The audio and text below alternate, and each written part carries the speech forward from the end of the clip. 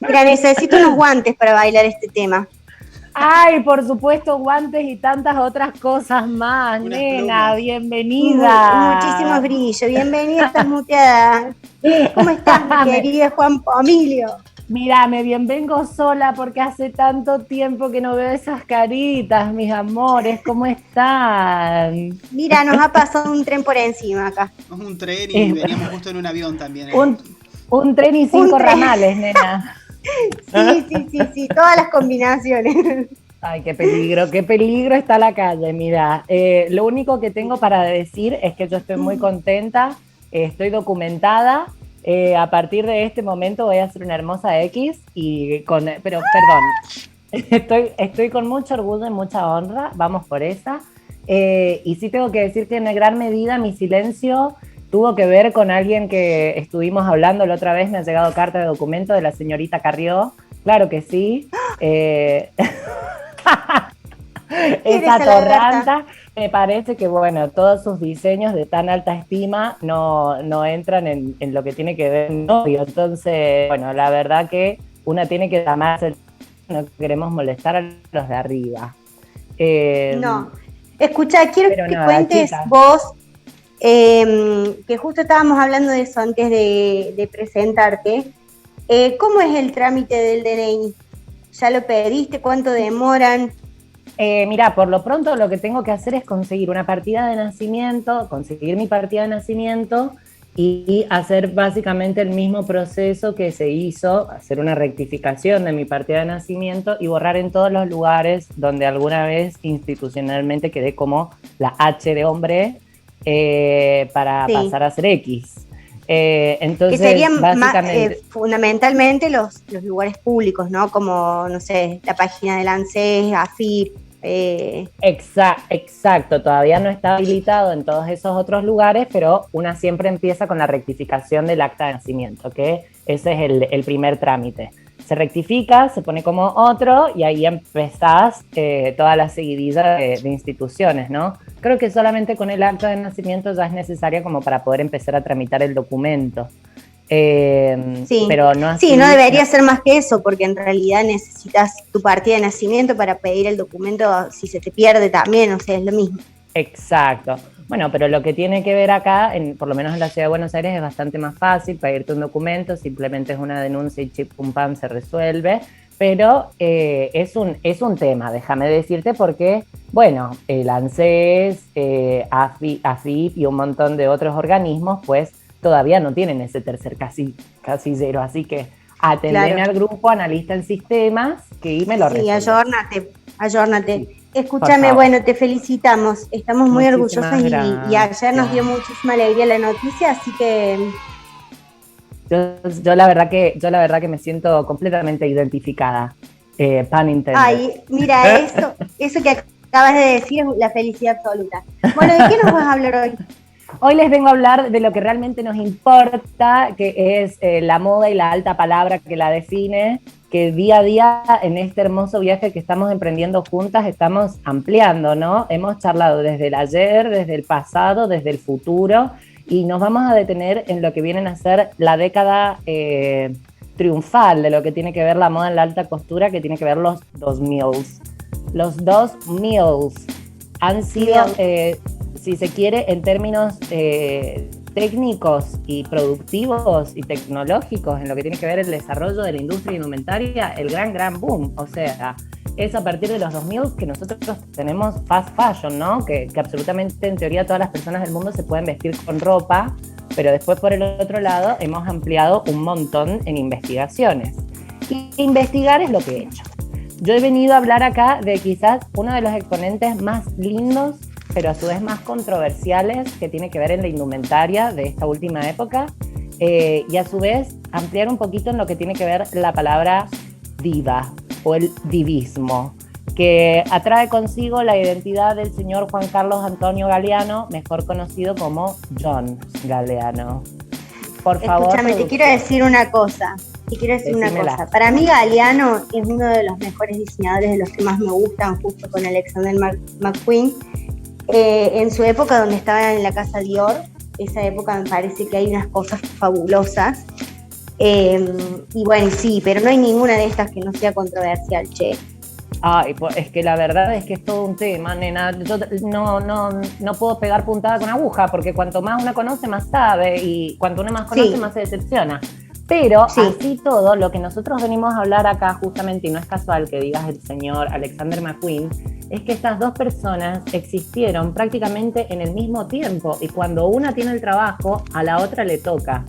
Nosotros tenemos a Galliano, que fue diseñador, es un diseñador británico, pero en realidad él nació en España. Su papá era, ¿cómo se dice? Lumbrero. No sé cómo puedo bajar esa posición acá, hace bastante, por allá por los 60, en Gibraltar, y su mamá española. El pibe fue a estudiar a Londres cuando tenía 6 años y lo metieron en una escuela de todos varones. La pasó como el culo, pero lo bullearon por todos lados por ser lo que una vez, ¿no? ¿Y cuál es el tema? Él, así como Alexander McQueen, de quien hablaremos y ampliaremos más adelante, estudiaron en la misma universidad.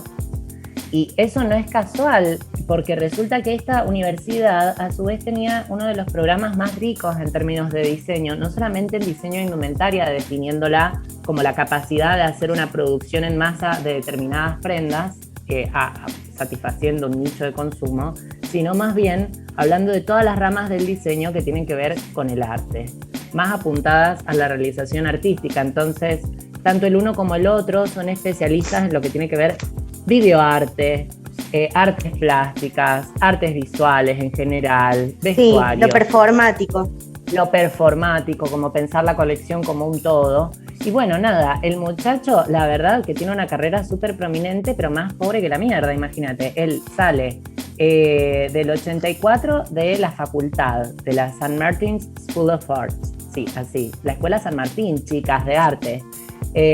Su conexión con la que se egresa es una de la Revolución Francesa, pero inspirada en este asunto, y recibe ahí mismo, ese mismo año, el premio al diseñador del año. Vos imagínate lo que es recibirte y ya recibir la mención más grande del planeta. No sé lo que es recibirme de algo, así que... No sé lo que es recibirme de algo, yo digo lo mismo, pero bueno. Sí sé lo que es dejar carreras, eso sí sé. Eso me apunto, te juro que me apunto. Pero bueno, ¿cuál es el tema del muchacho? ¿Por qué lo querían tanto? ¿No? El pibe de estar trabajando en Inglaterra lo termina contratando una consultora que es una de las más grandes en términos de indumentarias, que se llama LVMH, y estas siglas se las tienen que guardar, que es un conglomerado que tiene que ver con que maneja la cartera de un montón de empresas de alta costura. Cerca de 96 empresas de indumentaria maneja este conglomerado.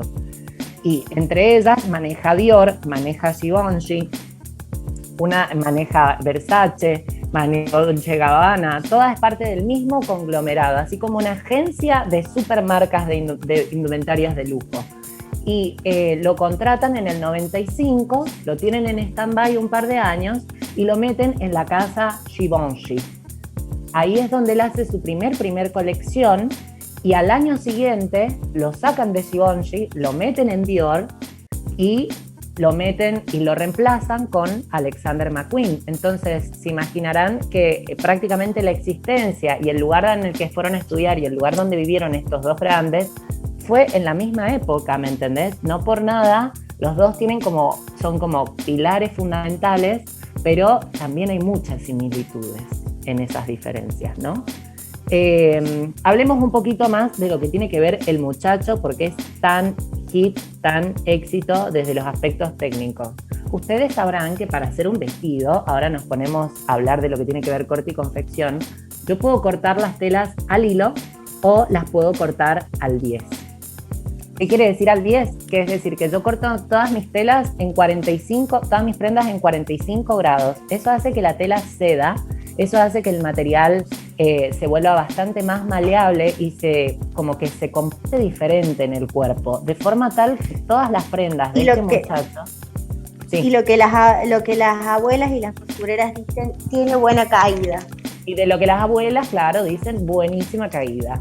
Se usaba muchísimo en los 2000 estos vestidos todos tan ceñiditos al cuerpo, pero con esta suavidad de ninfa que tuviese mucho que ver con el movimiento, especialmente las prendas a principios de lo que era Galeano. El pibe tenía muchísima técnica, no en confección de vestidos, pero sí en corte. Él sabía cortar las cosas, no sabía coserlas.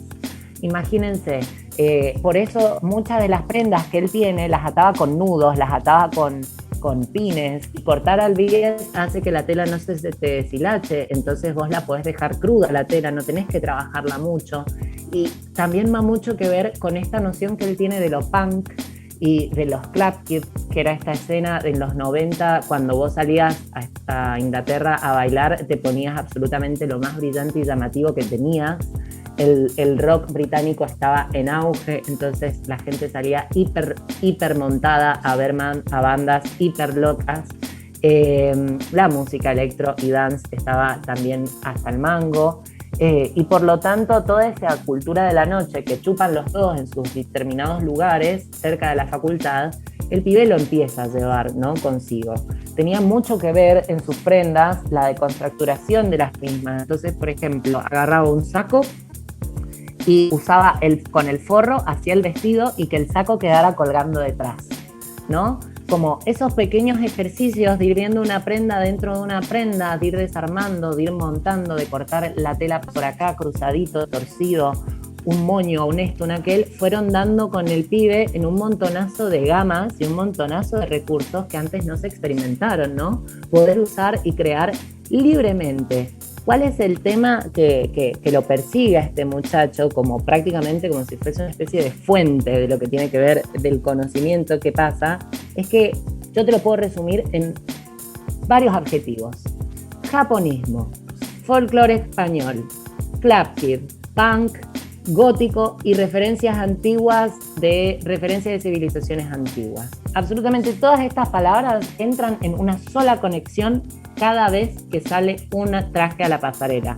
El pibe agarra un poquitito de la cultura egipcia y la mezcla con un poquitito de los 70s y un poquitito de la interpretación que tuvieron los 60 de los antiguos egipcios.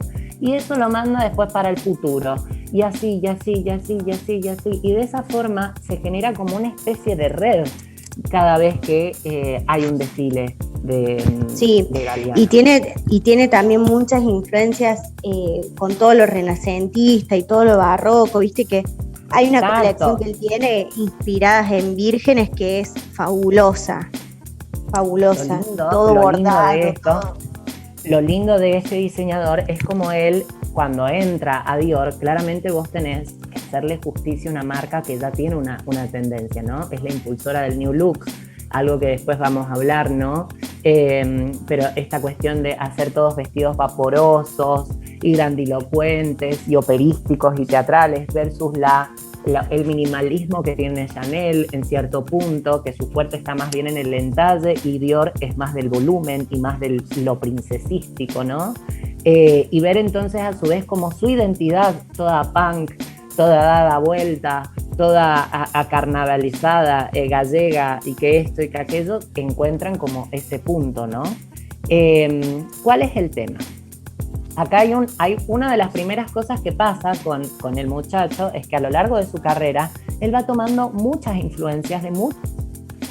Uno de los primeros reclamos que se le hace es la cuestión esta de cómo presenta frívola la condensación de determinadas cositas de pueblos y de regiones que hoy están peleando por sus derechos o su identidad. Era muy común en Galeano ver, qué sé yo, desde rastas con cositas orientales, con vestidos que tuviesen pedacitos de vasija de pueblos originarios de Estados Unidos, y después de pronto apareció un poquitito de español, y de pronto esto que vuelvo al tema de la colección del 2010, que era todo sobre Egipto, tipo, como que iba agarrando culturas y las iba mechando con otras, y justamente ese era uno de los reclamos que hoy le podríamos estar haciendo, pero a formas de conocer lo que tiene que ver el diseño, es la interpretación que nosotros recibimos de todo lo que es la opulencia o todo lo que viene a ser el valor diferencial a la hora de vestirse, que creo que es lo que toma Galeano, ¿no? Él agarra quizás los mejores atributos que nos diferencian entre civilización y sociedades pasadas pasadas y presentes, y las mezcla todas en un look. Entonces podías encontrarte con una muchacha vestida de princesa y de pronto tenía toda la cara hecho un maquillaje kabuki a lo Memorias de una geisha, ¿me entendés? Y cómo convivían estos dos mundos a la vez. ¿Cuál es el tema? Muy estudiado, exageradamente estudiado en lo que el muchacho hacía. Empezó a trabajar no solamente en su propia casa de diseño, que es Galliano, sino que también trabajaba para Dior y también trabajaba para otras casas haciendo colaboraciones. Entonces el pibe llegó a hacer aproximadamente 18 colecciones al año. ¿Sabe? Y hablándolo en como lo hablamos la última vez que nos vimos, hablando de qué es lo que era la alta costura, chiquis, es un montón, casi que más de 600 diseños al año. Es todos los días empezar y terminar un vestido, ¿me entendés? Sí, con todo lo que eso requiere y que todo esto que vimos de el tema de las confecciones hechas a mano, todo el equipo. Y que es un poco lo que se ve en la serie que recomendamos, que es Halston, tal cual. Pero vos imaginate lo que es ese nivel de volumen para manejar con un pibe que tiene más o menos alrededor de 29 a los 30 y tantos años. Eso, la verdad, que te destruye. No solamente te destruye, sino que exige tanto compromiso y estás rodeado de tanta gente y tantas fiestas y tanto escándalo. El muchacho terminó, pero pasadísimo de merca, vieja. Y entraba en un rollo que no podía parar y que no podía parar y que no podía parar. Hay una catarata de videos del señor haciendo cosas majestuosas con 7 gramos de cocaína encima, ¿me entendés? Y eso también es bastante angustiante, porque muchas veces cuando yo vengo a hablar de un diseñador que encuentra en su identidad y en su oficio su identidad, vemos como de pronto en el afán de monetizarlo o en el afán de tratar de enaltecerlo todo el tiempo, no le das respiro, ¿no? Tenemos casos de gente que termina... Lo que pasa es que también es mucho de lo que hemos hablado varias veces, que el tema de los diseñadores no es solamente su costado creativo, sino que en sí mismos son una marca. Entonces todo esto del branding también es como que les exige hacer relaciones públicas, participar de los eventos. Juntarse, por supuesto. O sea, no es que solamente se puede sentar a dibujar un diseño y que todo un montón de gente lo haga, es todo. Es absolutamente todo, y así es como nosotros lo veíamos. Él salía de sus desfiles, salía portando una de las piezas que él diseñaba. O sea, él era parte incluso de todo lo que él producía y de cada colección que armaba. ¿Y cuál es el tema? En esta vorágine que entró, en esta debacle que apareció del muchacho, resulta que un día pasadísimo el chabón empieza a estudiar para hacer una colección en un bailarín ruso de la Unión Soviética, que era muy gracioso porque era el único puto que se le permitía hacer puto, que es el bailarín, ahí te digo, Nureyev. El bailarín Nureyev era un bailarín clásico de la Unión Soviética que estuvo desde principios de siglo y quizás conocido como de los mejores bailarines del siglo XX, que era el más extravagante, el más escandaloso y rimbombante, que cuando arranca todo lo que tiene que ver la Unión Soviética se opone y adopta el movimiento nazi como el único movimiento de liberación de la Europa unida, de la Europa oriental. Él pensaba en esta vinculación. Entonces, por un lado, él completamente homosexual y contradictorio a los levantamientos opresores del nazismo, él enfoca como un montón de contradicciones lo que tiene que ver en su vida. Y el señor Galliano empieza a estudiarlo y se empieza a obsesionar con él, obsesionado con la música clásica. Muchas de sus colecciones con Dior lo muestran. Mismo él hacía parte de los remix que pasaban en sus propios desfiles, que les pido que por favor escuchen esa música, que es un escándalo. ¿Y qué pasa? El muchacho, pasadísimo de merca, empieza a recitar manifiestos nazis. Empieza a recitar empieza a hablarle a tal y a tal y a cual que sabían que tenían apellidos judíos y los empieza a putear de arriba abajo. Todo esto en un delirio cósmico horrible, espantoso, sí, sí. y todo esto documentado en videos. El tipo perdió su trabajo en Dior. En 2011 fue su última colección y le costó una indemnización entre... él primero lo niega todo hasta que salen los videos, lo niega todo, Claro. No solamente lo niega, sino que demanda a este conglomerado por 13 millones de euros y después el conglomerado le termina diciendo ofendida, el conglomerado le termina diciendo no vieja, pero si está grabado lo que has hecho, el tipo no sabía dónde meterse, le cagaron la carrera, lo despiden de Dior y el pibe que está obligado a pagarle €1 simbólico a cada una de las firmas, es decir, 96 euros le salió este chiste y toda su reputación. A los 4 años, estuvo 4 años escondida y recién pudo meterse con la firma Maychelas, que es la que la contrata y empieza otra vez a diseñar. Que yo les pido que por favor vayan a ver los diseños, que ahí colgué una última foto de lo último que está haciendo Galeano, que es justamente esto, ¿no?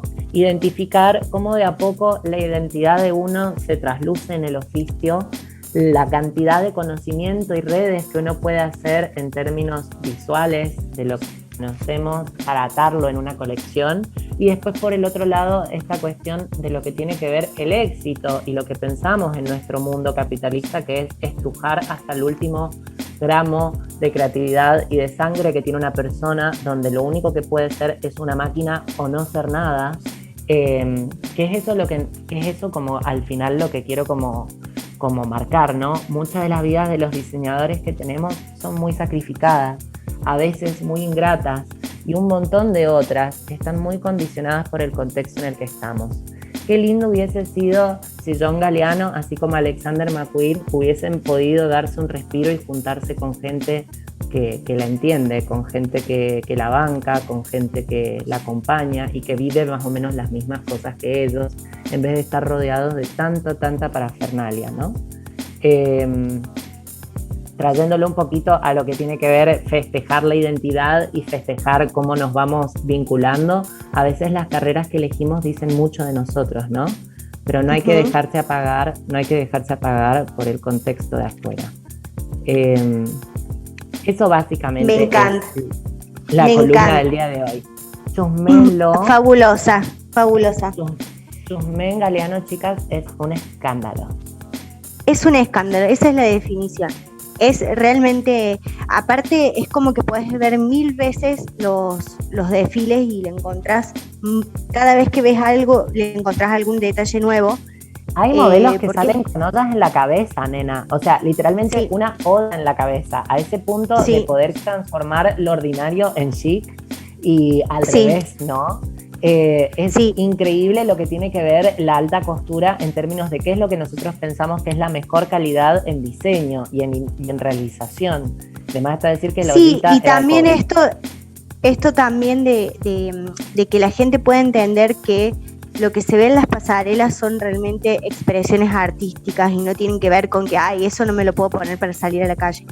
Es otra cosa, es pensar la moda en un sentido sumamente expresivo, que es lo que siempre decimos acá, y bueno, y estos artistas se pueden dar el privilegio, el lujo por pertenecer a firmas con muchísimo dinero de llevar esas expresiones al máximo, así que es para disfrutar un montón. Bueno, me encantó. Gracias, nuestra constructora favorita.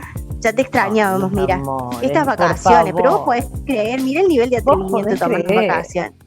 ¿Cómo puede ser? Ustedes me dejan y yo acá sola en el estudio, nena. ¿Cómo puede ser? Vos sola en el estudio. Corrí en círculos. Avisen la próxima. Pero no recibiste el fax que te mandamos. No me llegó el memo. No te llegó el memo. Bueno, gracias por estar hoy. Te mando un beso gigantesco. Nosotros nos encontramos mañana a las 4 de la tarde.